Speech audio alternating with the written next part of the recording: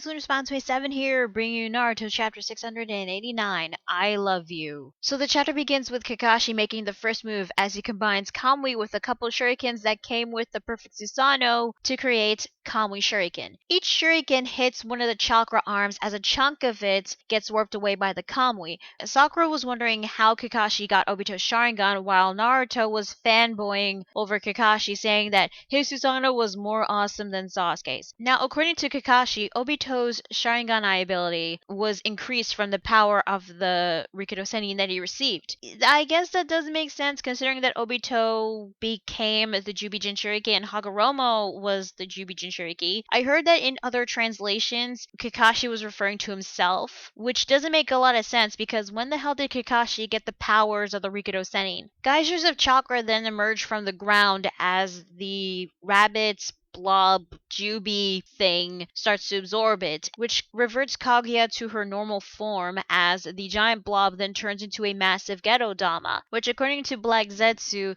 was growing, encompassing all the bloodline limits, and is the creation of a new dimension. Now Kakashi couldn't use Kamui to teleport something of that magnitude, and if they did escape by going into the Kamui dimension, they wouldn't be able to return considering how fast the Gedodama was growing. So the only way to stop it is to seal Kaguya. So Kakashi has come up with a plan for Naruto, Sasuke, and Sakura, as this is going to be their final mission as the former Team 7. Now, what did Kakashi mean by their final mission? Well, this could mean two things. One of them is going to die, and two, this is going to be their last mission together as Team 7 until they go their separate ways when all this is over. Kaguya, who by the way has regrown her arm that she lost that had Black Zetsu in it, says, "I am immortal, but if either one of you dies, you will no longer be able to seal me. So then, which of you shall it be?" This somehow pisses off Naruto, saying that he was going to be her opponent, which I don't get why he was acting like this, considering that he needs Sasuke to seal her. Hell, even Sasuke tells Naruto that they have to take her on together. Seriously, Kishimoto, what are you doing? You're making me like Sasuke more than Naruto. What the hell? Stop it. Anyway, Naruto and Sasuke lunge towards Kaguya as she produces more bone spikes out of her back and launches 3 of them towards Kakashi and Sakura, who are still inside his Perfect Susanoo. One of them hits Kakashi right in the chest, but thanks to Kamui, the bone spike went through Kakashi. However, the bone spikes did destroy the Susanoo, I think. Well, that or Kakashi couldn't keep the Perfect Susanoo up for very long. So, is that it from Kakashi Susanoo?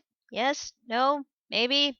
I don't know. Anyway, Kakashi creates a black Raikiri, calling it the Kamui Raikiri. I don't know about the name, it's just, it doesn't sound very cool, considering that the black Raikiri looks like Sasuke's black Chidori. Granted, I don't know what else you can call this technique, but it's not a huge deal considering that this is a enhanced Raikiri. Anyway, the Raikiri hits Kaguya, slicing her on her right shoulder, and for some reason Black Zetsu makes a huge deal out of this. I don't know why, because it's her right hand.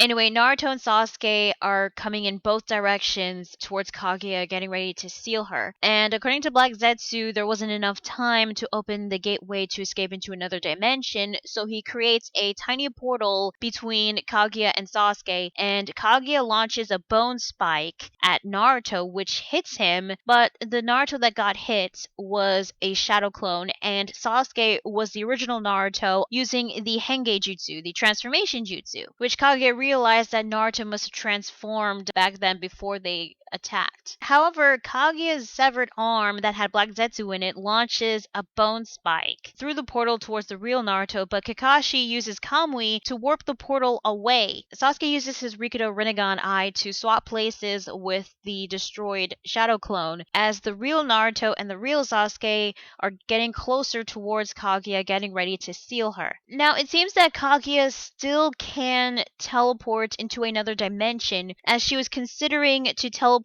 to the ice dimension, but she knew that wouldn't work because Sasuke has Amaterasu. And by the way, Sasuke's Rinnegan Eye is bleeding for some reason. Okay, out of all the dimensions that she is considering to teleport to, why the ice dimension. Go back to lava world, or better yet, go back to the gravity dimension, because they would be affected by the gravity. Sure, Kaguya might be affected by the gravity too, but it was revealed that she would later adapt to the gravity and still attack them. Or, here's an idea. Sea of Acid! Look, I don't know if Kaguya can be also affected by the Sea of Acid, but doesn't she have like some sort of technique that might protect her from the acid or something? So if she does have a technique that protects her from acid, teleport them to the freaking acid dimension! And another thing, she managed to separate Sasuke from Naruto and the others. Why doesn't she do it again? Okay, granted, Kakashi still has Kamui, so he might retrieve him back like how Obito and Sakura did, but she could have done that before Kakashi got the Sharingan.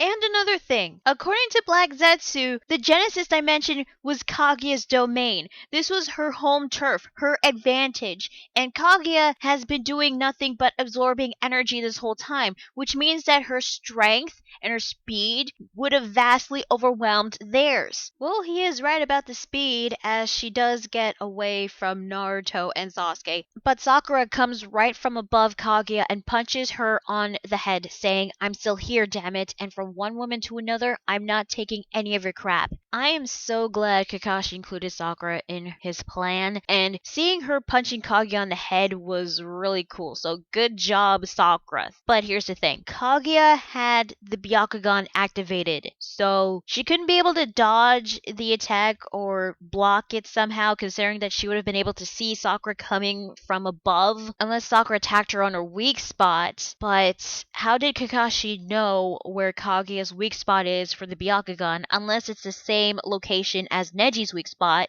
Also, does anyone find it funny that Sakura was able to punch Kaguya, the rabbit goddess, yet she couldn't land a hit on Madara? Well, to be fair, he did have Limbo Hengoku. However, his presence made Sakura sweat like crazy and gasp for air. But still, thanks to Sakura, she prevented Kaguya from escaping, so she was going to get sealed by Naruto and Sasuke. So, good job, Sakura. Kakashi falling to the ground. Is anyone going to catch him, or is he going to die from the impact?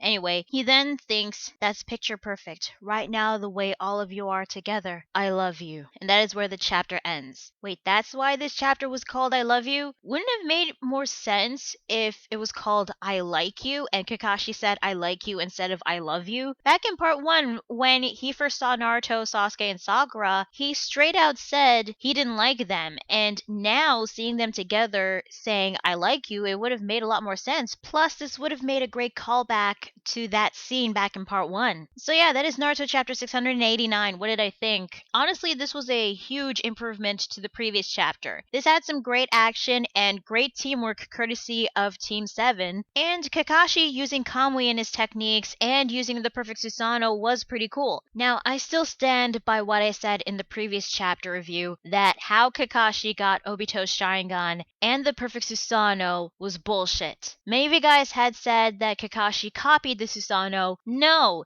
Each Uchiha has their own unique Susanoo, and the Sharingan cannot copy Kekkei Genkai, even though Kakashi is non-Uchiha. But at this point in time, how to obtain Perfect Susanoo is very questionable, especially back when Madara used Susanoo when he had no eyes. I mean, back then I did call bullshit on that. But despite all that, seeing Kakashi using Kamui and Susanoo was pretty cool. Now the question still remains, is Kaguya done for? Honestly, I don't know, because I was expecting that she would have some tricks up her sleeve, like use the Rinnegan eye techniques that Madara and Nagato used, or some of the Hyuga Jugen techniques. I mean, she is a Hyuga, right? She does have the Byakugan, so maybe she might come up with something to prevent herself from getting sealed. But considering how the story has been going, I honestly want this fight to end and this arc to be over. Because right now, Kaguya is a really bad final villain. She has some interesting techniques, including her dimension warping ability, but she makes a lot of mistakes. I was more impressed with what Madara has done, and even what Obito has done when he was evil. And it doesn't help that Kaguya has very little to no personality. We barely know anything about her aside from what Madara, Hagoromo, and even what Black Zetsu has said about her. And do not get me started on Black Zetsu. Also, the only motive that she has right now is to gather all chakra for some reason because she wants to have chakra all to herself. And of course, she wants to create a white Zetsu army for some reason, which we don't know why she needs a white Zetsu army. So basically, from what we've got from her, we don't even know a lot about her motivations. I bet you guys are wondering why am I talking about her now? Well, just recently I saw for Neverworld's video on why Madara is a better villain than Kaguya, and he brought out some really valid points and I agree with him. Then I saw Double for Anime's response video, him explaining why Kaguya is a better villain than Madara. And frankly, I do not agree with him. I mean, one of his points was that the Kaguya fight right now is the closest thing we're going to get to part 1 fighting. Really? Do you honestly expect me to agree with that? Because there is more to a fight than part 1 nostalgia. You know what? I'm gonna give a shout out to Louis Senpai because he did a good job countering Double for Anime's argument over Kaguya being the better final villain than Madara. He did a good response video, so shout out to him. But you know, aside from what I felt about Kaguya, I still thought this chapter was good, especially with the action and the teamwork and with Kakashi using some pretty cool techniques, I'm not gonna lie. So, yeah, this was a really huge improvement compared to the previous chapter. So tell me guys, what do you think of this week's chapter of Naruto? Did you like it? Did you hate it? Do you think Kaguya is gonna get sealed or is she gonna get out of this somehow? Let me know in the comments below. Be sure to like the video if you like it and subscribe to more videos. And be sure to check out my Facebook fan page and Google+. So yeah, that is Naruto chapter 689. I'm Lunar Spawn 27, and I will see you guys later. Bye.